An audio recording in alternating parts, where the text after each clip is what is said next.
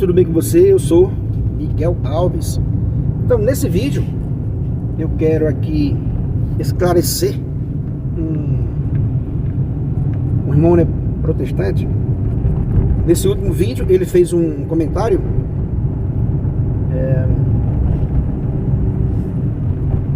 que, na visão dele, né, obviamente, ele acha que a igreja protestante, a igreja protestante é a igreja de Cristo, né, atualizada, e que ele diz isso, né, a igreja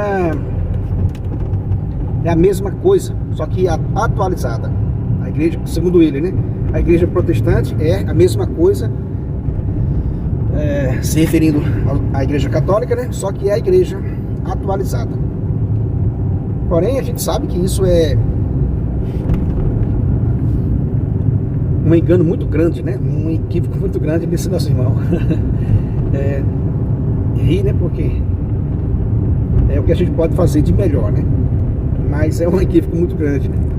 Achar que milhares e milhares de denominações, né, independentes uma da outra, contradizendo uma a outra, né?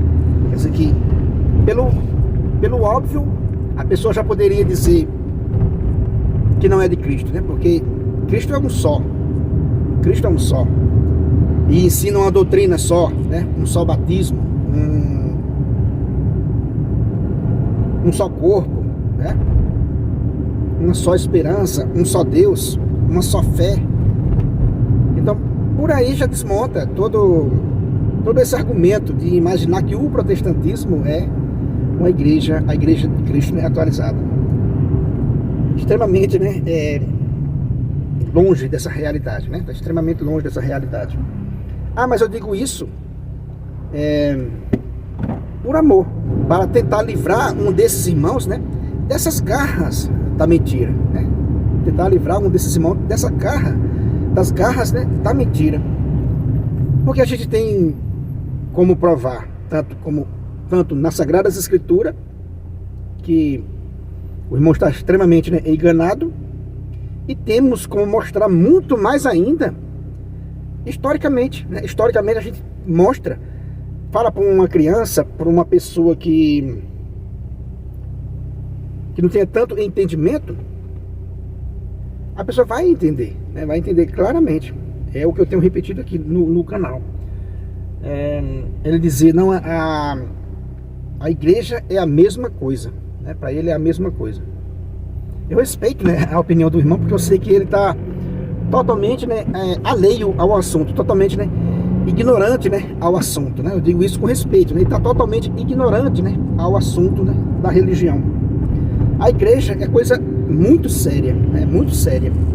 Então, eles imaginam que é a mesma coisa.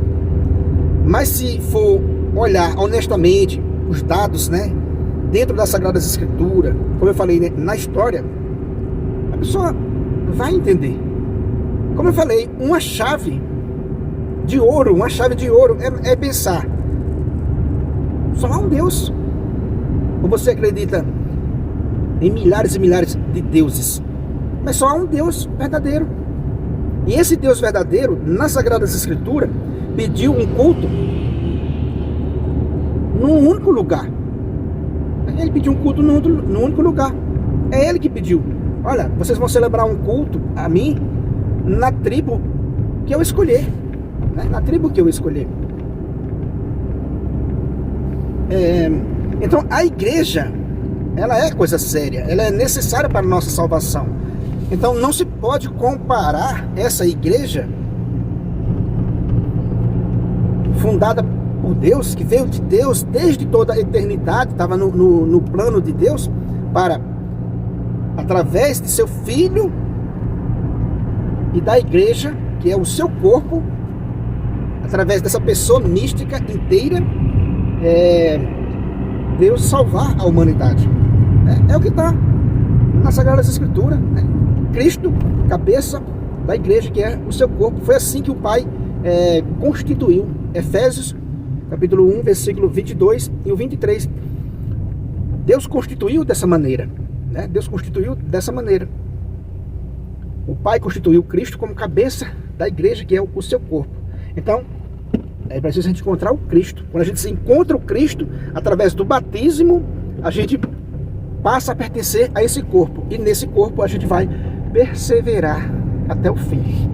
Veja que interessante, né? É essa a lógica, é esse o plano de Deus. Então, querer comparar esse plano de Deus, né? Esse corpo de Cristo. Na carta aos Efésios, o apóstolo Paulo diz assim, olha, só há um corpo. Efésios 4, né, do 1 a 6. Ele vai dizer, olha, só há um corpo, só há uma fé, só um batismo, só há um Deus, só um Espírito. Então veja, quando ele diz só há um corpo, ele está dizendo o quê? Só há uma igreja. A igreja é o corpo de Cristo. Então, quando o apóstolo Paulo diz aos Efésios, só há um corpo, ele está dizendo claramente, só há uma igreja. Ou seja, a própria Sagradas Escrituras, que o irmão lê, atesta que só há uma igreja. E é preciso a gente congregar na igreja de Cristo, e não na igreja de revoltados, e não da igreja de Lutero, que criou uma rebelião contra nosso Senhor Jesus Cristo e seus servos e sua igreja. Veja, é simples de entender, né? É simples de entender. Basta uma catequese que a pessoa vai entender. Não se pode comparar, né, essa igreja que veio de Deus desde toda a eternidade, esse plano de Deus para nos salvar através de seu Filho e da igreja, que é o corpo de seu Filho, que é o corpo de Cristo. E o plano é esse, é congregar todos aqueles que creem em Cristo, congregá-los na Santa Igreja de Nosso Senhor Jesus Cristo. Esse é o plano, que todos que receber essa convocação, esse chamado, vá para o banquete do Cordeiro. Veja, lá em Mateus 22, né, do 1 a 14, tem aquela parábola do banquete nupcial do Cordeiro. Aquilo quer dizer o que para nós? Que o plano de Deus Pai é esse, é convocar para essa congregação, para congregar na sala nupcial do Cordeiro, para esse banquete nupcial. Então veja, o Cristo é o noivo, né? Então quer dizer que ficar fora dessa congregação e querer congregar em uma sala aonde foi fruto, né, de uma rebeldia de Martinho Lutero e companhia, e ainda querer dizer que é a mesma coisa, não se pode, meu irmão, não se pode jamais querer imaginar que é a mesma coisa. Pode ser a mesma coisa para quem não estudou, para quem ainda não descobriu a verdade. Então, está indo lá nas salas, né, protestantes, nas denominações protestantes, às vezes foi nascido e criado lá, não teve acesso, né, à verdade plena, aí está ali imaginando, está com boa fé, né? Mas os sabichões, os caras que fundou a religião deles, sabe que não é.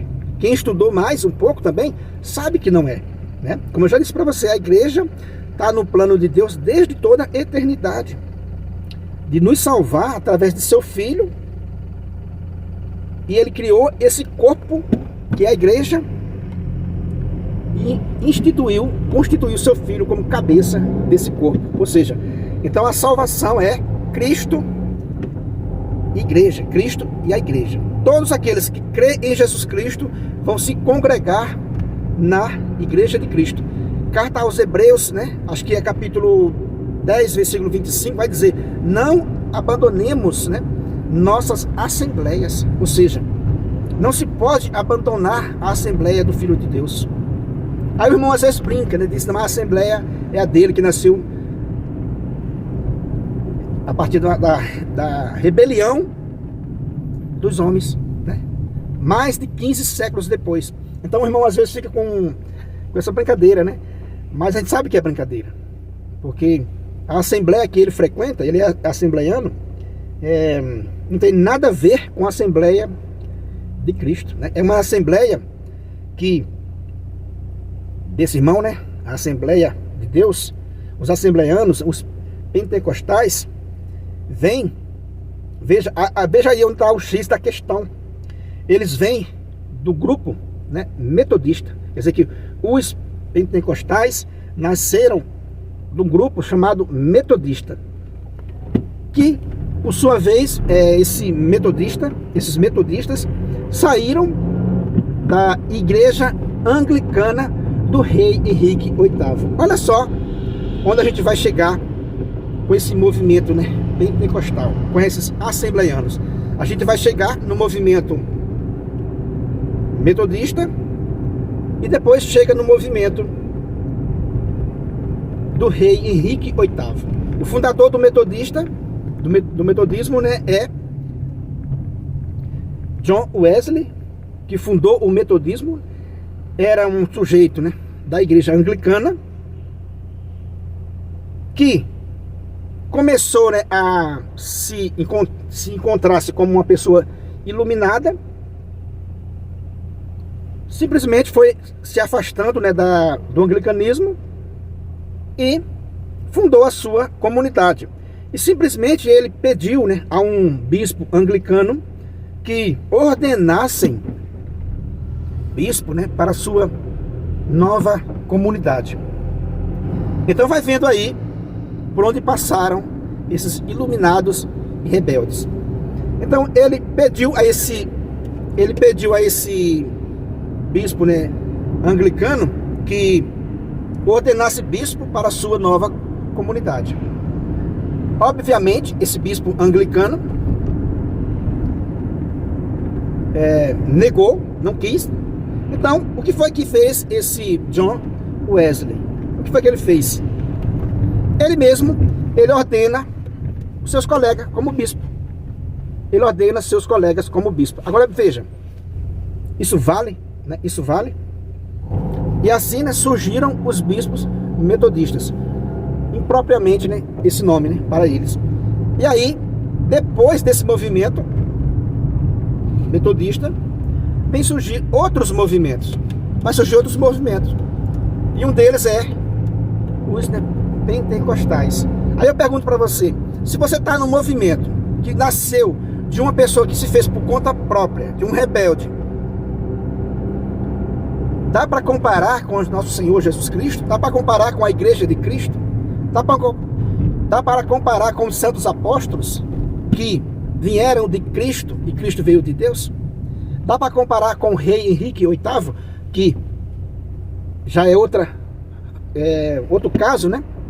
O rei Henrique VIII, como a gente está falando aqui sempre, sem nenhum questionamento de doutrina, simplesmente tomou a igreja da Inglaterra e matou muita gente que não aceitou ele e fundou o anglicanismo. Então é essa cadeia, meus irmãos. Um saiu da igreja católica, matou muita gente, se rebelou contra a igreja, contra o Papa, porque queria se casar de novo. Foi o caso do rei Henrique VIII. E a partir daí vem esse John Wesley, fundador do metodismo. E depois dele vem outros movimentos. Por exemplo, o movimento batista também vem dessa rebelião do rei Henrique VIII. E assim sucessivamente. Cada movimento desse foram se rebelando um contra o outro. Foram colocando o calcanhar para outros caírem, né? Então, meu irmão, eu digo assim, você me desculpa aí, mas querer comparar Cristo, os apóstolos, né, a igreja de hoje, os bispos que são sucessores dos apóstolos e que não abandonaram a igreja de Cristo, que são fiéis até hoje, custe o que custar, são fiéis, né, a Cristo até hoje, são fiéis a essa igreja até hoje. Querer comparar essa igreja com igreja de luterana, que veio de Lutero, igreja anglicana do rei Henrique VIII, e assim essas ramificações que você pertence, né? O pentecostalismo, que veio do metodismo, que se fez por conta própria. Querer comparar esses que se fizeram por conta própria é um desaforo, né? Ninguém faz isso na lei normal, né? Ninguém faz isso em outros casos da vida. E um texto bíblico para a gente refletir é o que Paulo disse lá na segunda carta aos Coríntios, né? Capítulo 10, versículo 12. E Paulo vai dizer, olha, A gente não ousa, né, a se comparar com esse que se recomenda a si mesmo. Então, o que eu defendo aqui, eu defendo com unhas e dentes, né, e com toda a consciência do mundo de que estou no caminho certo. Paulo diz claramente, confira lá, segunda carta aos Coríntios, capítulo 10, versículo 12. Paulo vai dizer: a gente não se compara com aqueles que se fizeram por conta própria. E, meu irmão, você está num movimento aonde o sujeito se fez por conta própria, aonde os bispos do metodismo se fizeram por conta própria. Então, não tem o que comparar, né? Jamais pensar numa coisa dessa, não existe comparação. Paulo diz isso claramente, confira aí, 2 Coríntios capítulo 10, versículo 12 e o versículo 18. E Paulo termina dizendo: só é aprovado aquele que Deus recomenda, não aquele que recomenda a si mesmo. Então, meu irmão, é isso que eu quis mostrar para você nesse vídeo, que não se pode comparar a igreja de Cristo com a igreja dos reformadores, dos rebeldes, dos iluminados. Não se pode comparar. E eu digo isso, mais uma vez, com todo respeito, na tentativa de alertar os irmãos católicos de não deixarem, abandonarem a igreja de Cristo e também de resgatar esses que saíram, que vivem no caminho do erro, no caminho da mentira. Se você não é inscrito nesse canal, eu peço a você que se inscreva, deixa aí um comentário. Muito obrigado e fique com Deus.